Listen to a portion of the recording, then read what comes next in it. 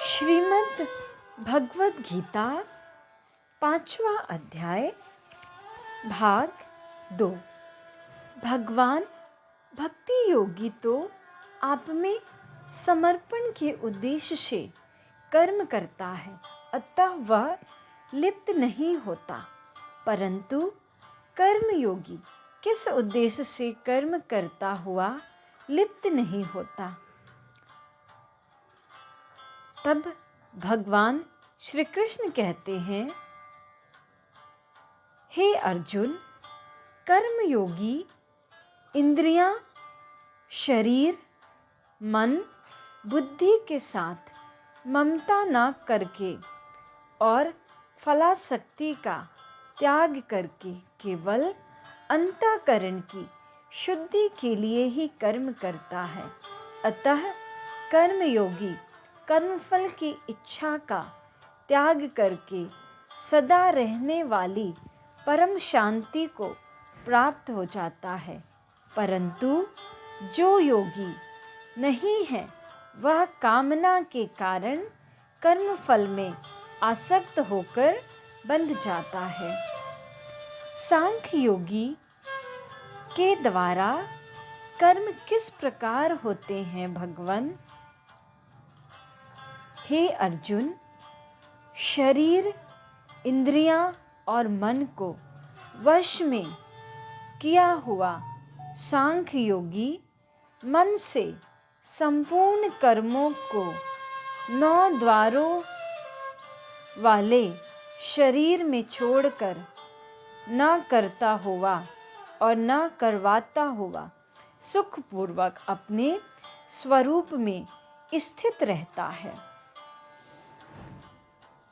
सांख्य योगी तो न कर्म करता है और न कर्म करवाता है, पर परमात्मा तो करवाते होंगे ना भगवान? परमात्मा न तो किसी मनुष्य के कर्तापन की रचना करते हैं, न किसी से कर्म करवाते हैं और न कर्म फल के साथ किसी का संबंध ही जोड़ते हैं, परंतु मनुष्य अपने अपने स्वभाव आदत के अनुसार ही कर्म करते हैं और अपने को उन कर्मों का कर्ता मान लेते हैं। फिर कर्म फल के साथ संबंध अपने आप हो जाता है। वे परमात्मा किसी के कर्तापन आदि की रचना नहीं करते, पर प्राणियों के कर्म फल को तो ग्रहण करते ही होंगे ना। हे अर्जुन, सर्वव्यापी परमात्मा किसी के भी पाप और पुण्य कर्म को ग्रहण नहीं करते, किंतु अज्ञान के द्वारा स्वरूप का ज्ञान ढका हुआ होने से वे जीव मोहित हो जाते हैं, अर्थात अपने को कर्मों का कर्ता और भोक्ता मान लेते हैं, जिससे वे जन्मते मरते रहते हैं। तो क्या सभी जीव इसी तरह अपने को कर्ता भोक्ता मानकर मोहित होते रहते हैं भगवान?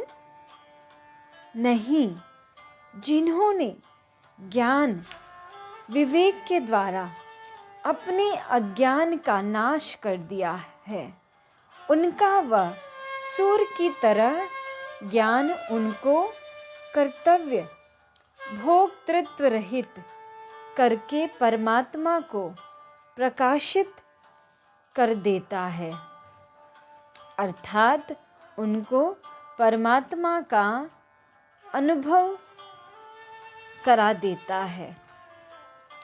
उस परमात्म तत्व का अनुभव और किसको होता है भगवान? जिनकी बुद्धि और मन तदाकार हो रहे हैं, जिनकी स्थिति परमात्म तत्व में है। ऐसे परमात्म परायण साधक ज्ञान के द्वारा पाप पुण्य से रहित होकर परमात्मा को प्राप्त हो जाते हैं। उनका फिर पुनर्जन्म नहीं होता। जो परमात्म तत्व को प्राप्त हो जाते हैं, उन महापुरुषों का ज्ञान व्यवहार काल में कैसा रहता है भगवन?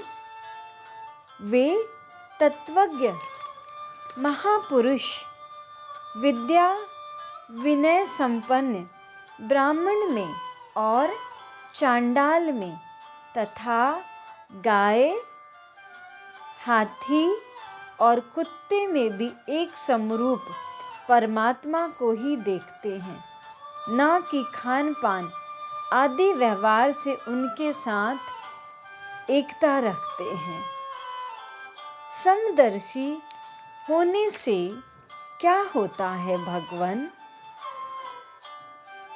जिनका मन सर्वथा साम्यावस्था में अर्थात परमात्म तत्व में स्थित हो गया है, उन्होंने यहाँ जीते जी संसार को जीत लिया है, अर्थात वे संसार से ऊंचे उठ गए हैं, कारण कि ब्रह्म निर्दोष और सम है, इसलिए वे समरूप ब्रह्म में ही स्थित रहते हैं।